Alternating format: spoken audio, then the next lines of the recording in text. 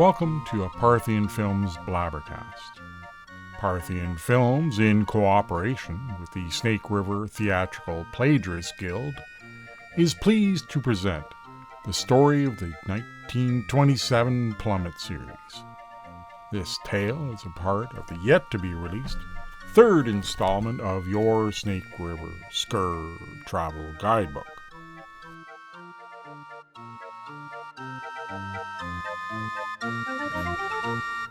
And so it began. Once Snake Riverians found out about the plight of their new neighbors, donations started to pour in.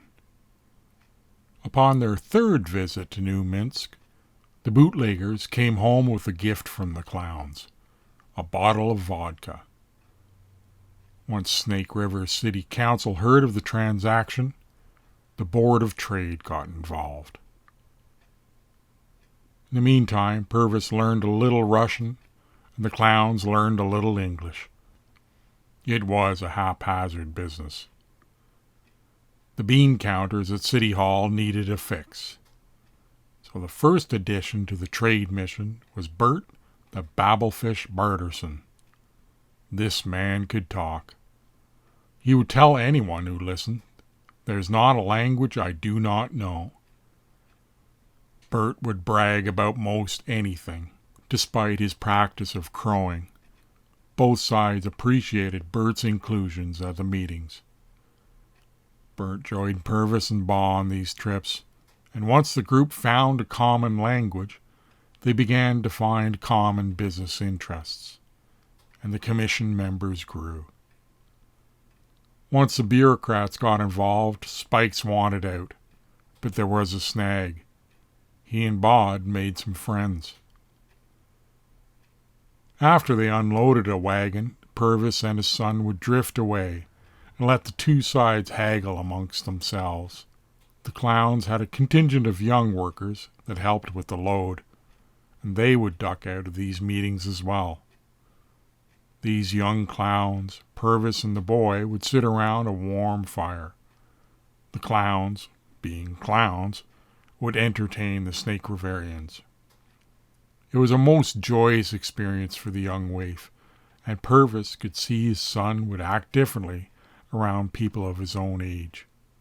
At one point he realized he did not know exactly how old his son was. In New Minsk he showed signs of being a child. The New Minsk kids were, in a word, magical. The clowns from Minsk perform sleight of hand. These tricks are the staple of any magician. Under the light of the fire, a rock would disappear and find its way into the waif's boot or behind his ear. Their most beguiling trick involved the light of the campfire.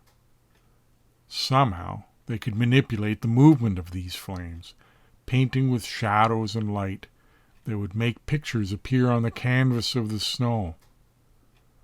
These clowns narrated grand stories that danced before the boy's eyes, all in reds and yellows.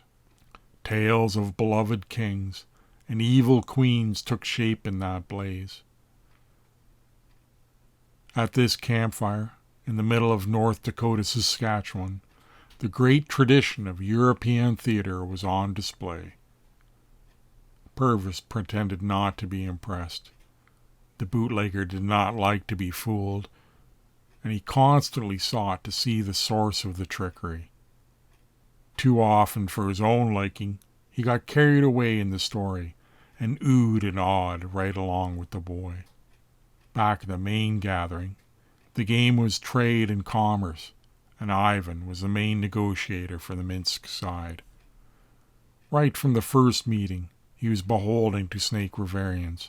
Nothing can cut a man off at his knees more cruelly than an inability to feed his family.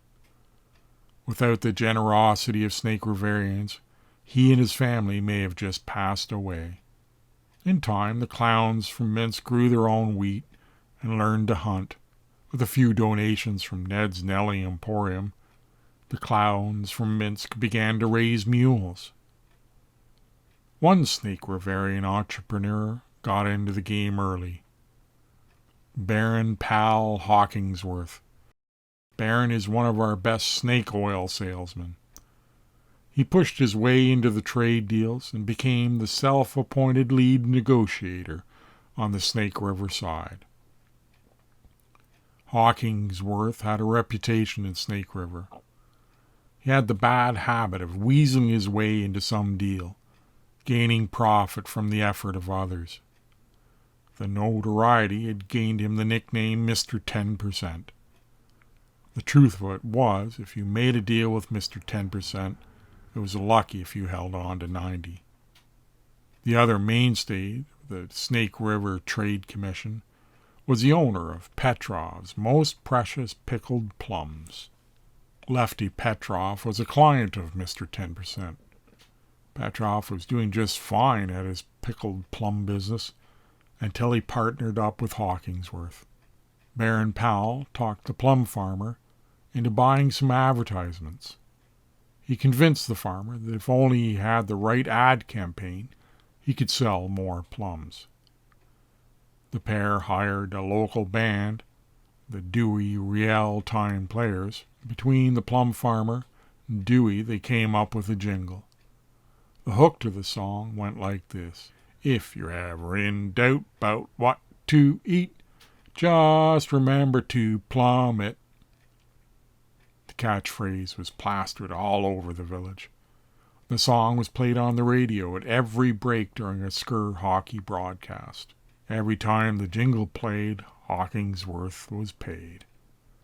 The thing was, there was only so many people living in Snake River, and before the jingle campaign, anyone that wanted a pickled plum already had a pickled plum. However, under the guide of Hawkingsworth, and the fact that Petrov was an optimist, he ended up producing more plums than ever. Hawkingsworth doctored the books, and Petrov bought into the fiction.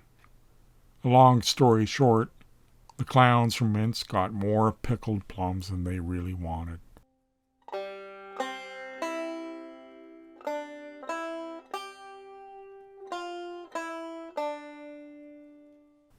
During one fateful trade meeting, a Minsk clown was trying his best to be thankful. "We would like to thank you for those skates. We have taken your lead and now we play the game of hockey. It is a most joyous sport." Bert Barterson, the braggart, could have just said thank you, and that would have been that. But that was not in his nature. He started mouthing off. "Oh, I bet you do play at hockey," Bert admonished the clown. "You can play all you want, but we are hockey. A Snake Riverian child could probably skate a circle around your best man." Apparently, Bert went on for almost 20 minutes, expounding upon the skill of a Snake Riverian hockey player. Finally, the clown interrupted. "Well then, perhaps we should have a match, and we can compare our skills." And that was it. It was game on.